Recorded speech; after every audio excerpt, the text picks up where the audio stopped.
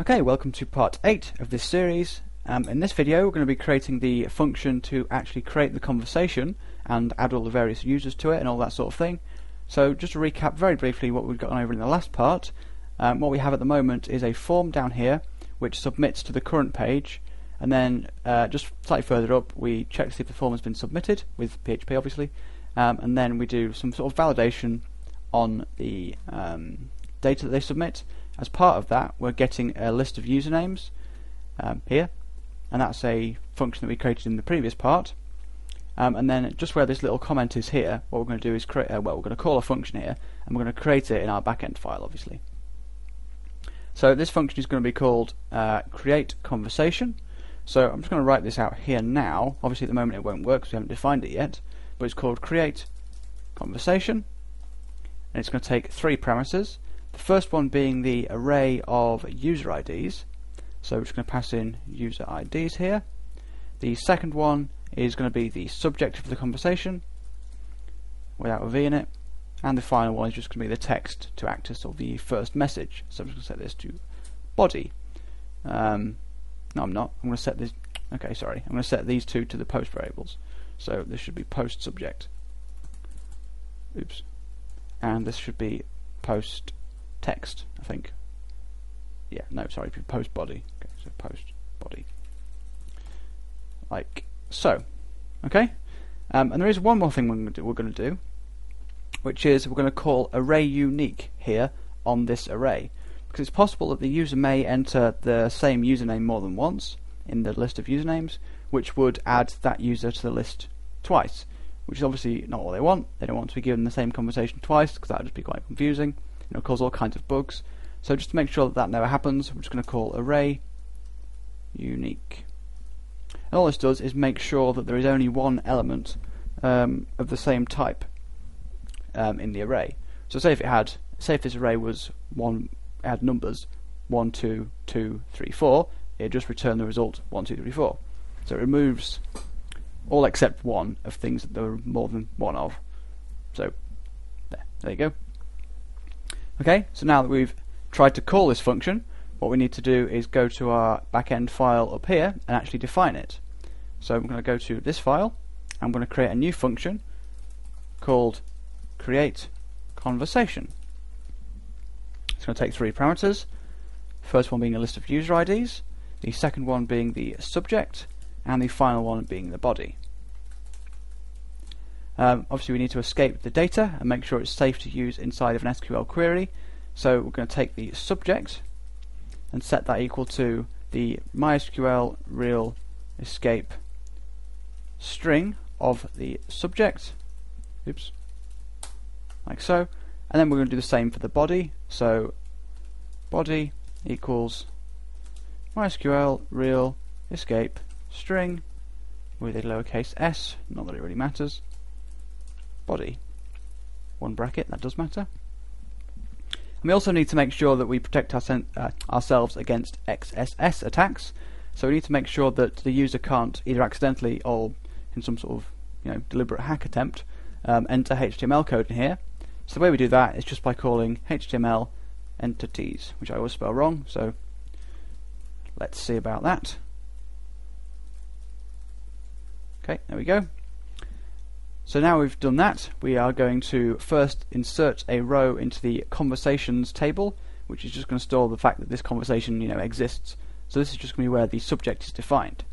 So we're now going to run a new query here. So we're going to run a MySQL query, and the SQL is going to be fairly short, so I'm just going to do this inline. I'm not going to create an SQL variable. And we're going to insert into the conversations table, and the columns we're going to be inserting are the conversation subject, and the values we're going to be specifying are just going to be the subject. So that is the value of this subject variable, and that's it for that line. So because we need to insert the ID that this returns into our other columns, so if you remember, if you look at the database just quickly, you can see that the conversations table is here, and that's going to have a unique ID.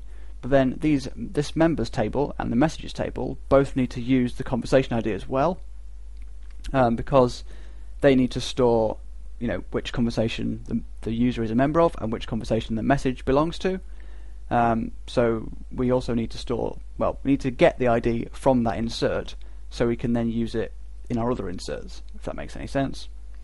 So the way we can get the ID is by using the MySQL insert ID function, and all that does is return the last automatically generated ID of the last insert query that the server has performed, which is obviously going to be this one above because we've just done that. So we're going to create a new variable called conversation ID here, and this is going to be equal to the MySQL insert ID function. Need a T, obviously. Okay, there we go. So then we can use this to insert the data into our messages table and our members table. We're going to do the messages table first because it's the simplest, and this is a little bit longer, so I'm going to create an SQL variable to hold the SQL so we can use line breaks and it'll look nice. That's the only reason that we create a variable, by the way.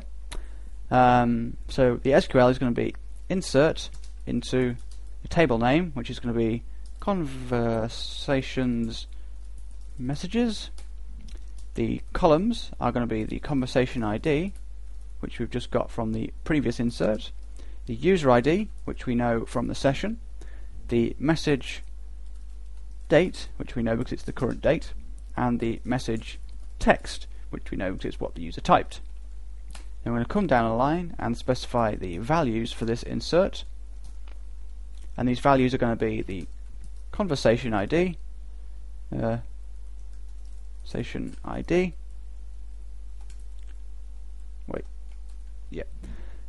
the session ID, the user's ID, which we have in the session from when they logged in, so we can just use session user ID,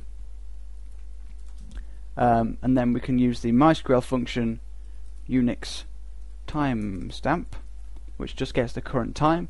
We could also use PHP's time function here, but I'm just going to be using the MySQL equivalent because I don't know, I just prefer it really. And the final thing is the message body, which we just have in this body variable. Okay, so that's that SQL complete. Next thing we need to do is obviously run it. So we're going to use MySQL query SQL. Okay, so that's that done. Now the next part is we need to insert the list of users into the conversation members table. And there is a slight problem here in the way that we actually need to format our query, because we need to insert sort of one of these parts, i.e. something after the values keyword, to indicate a row, basically. So we need one of these for each user. But we don't know how many users there are. Well, we do, but we're going to loop over them and all that sort of stuff. So what we need to do, well, I'll just write out the basic SQL first. So the SQL that we're going to be running is going to be stored in an SQL variable again. I'm going to use the same command as before, so insert into conversations members, and the columns we're going to be inserting are the conversation ID, the user ID, the last time the conversation was viewed by this user, which is going to be set to conversation. Well, it's not going to be set to. This was the name of the column that we used. Conversation last view, and also a flag, which is just a 1 or 0 value, which just indicates if they have deleted the conversation. So conversation deleted is going to be that column name. Okay, so then we need our values. So what we want here is the conversation ID. So conversation ID, and then we want the user ID, which is going to come from the user IDs array. So just for now, I'm just going to set this to that, which doesn't really mean anything, but it's just what I'm using as sort of a placeholder for now, because we don't have this value yet. The next thing, conversation last view, is going to be 0, because that's infinite. Well, it's not infinite. That's like a time in the past where so all new messages will still look red. You can actually just leave this field out and just have no value specified, and MySQL will default to 0. However, I just felt it was a bit more proper to specify a value for it. and then we're going to do the same for deleted, because we don't want them to have the message deleted. So what we need to do is duplicate this portion for every user ID. And it needs to be a comma separated list, like so, except with one comma, obviously. So the way we're going to do this is by taking these and storing them into an array, and then we're going to implode the list of sort of these strings and make that part of our SQL variable. So I'm just going to cut that now and delete all of these, and we'll come back to this line in a moment. So just above, what we're going to do is define a new array called values, which is just going to be the values, and it's going to be equal to a new array, and then we're going to loop over, using a for each loop, over the user IDs, so as user ID. Okay, so inside this loop we're going to add into the values array one of the values, or one of the portions of the SQL query. So that's one of those. So we're just going to do values equals that, except we're going to use quotes. Okay, like that. And this is where we're going to replace our ID placeholder with our actual user ID. Fairly straightforward. So now down here, what we can do is add on the result of implode using a comma and a space just to make it look a bit neater. The values array. Okay, so hopefully that makes sense. So this is just this array from up here, which we've added into a sort of portion of an SQL query. Okay, so that's pretty straightforward. Now there is one more problem with this, in that at the moment all we're doing is inserting all the sort of recipients of the message. We need to actually also insert the the actual the user sending the message, because they might want to read it themselves, or if someone replies they also need to be able to see the reply. So there are two ways we could do this. One way is just to, before we do this loop, add the current user's ID onto the end of this array, or we could also duplicate this up here, so manually inserting it for the user ID that's the current session, the current user ID. We could insert it manually into the array before we do the loop. To be honest, I think I prefer the second method, which is to insert the user's ID into this array. It just seems a bit neater, because say you wanted to change the formatting, if you had this manually inserted above the loop, you'd have to change this in two places. Like say if you want to swap around these two columns, well actually it's a bad example, say you want to swap around these two columns, you'd have to swap two things around here and somewhere above. So for the sake of ease of maintaining the code in the future, we're going to use the method that I just mentioned. So what we're going to do is just append to the user IDs array the current logged in user, like so. Okay, and there is one more thing we need to do, which is to make sure that this data is properly sanitized.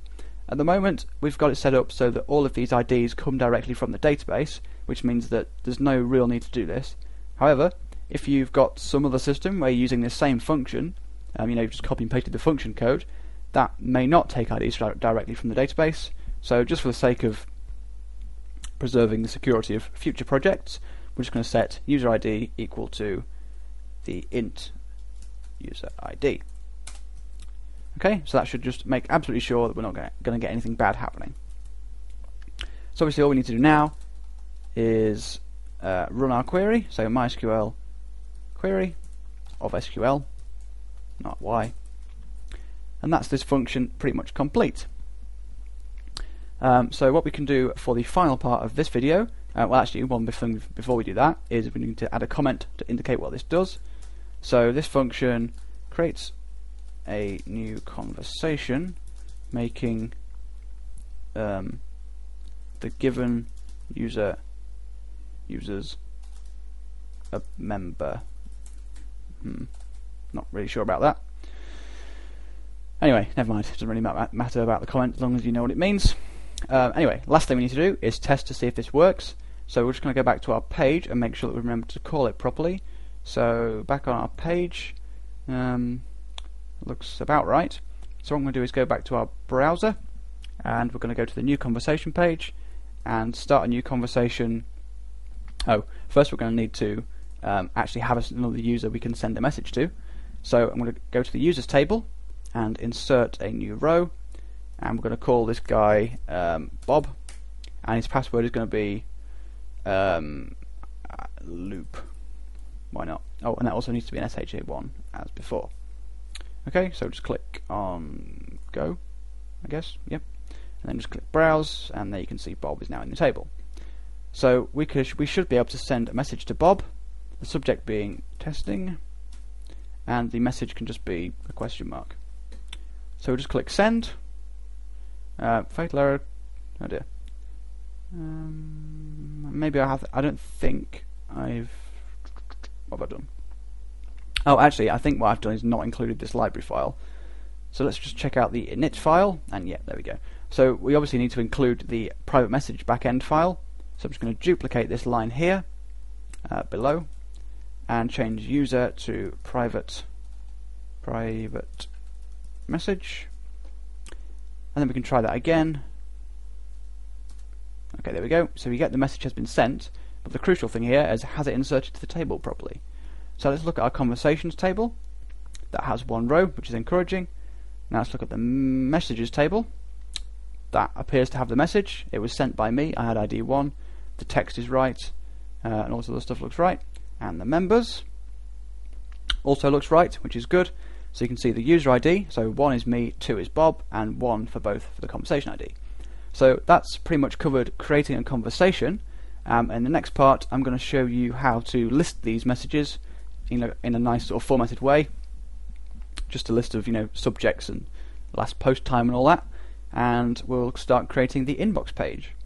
Okay, so thanks for watching, and come back for parts 9, I think it will be.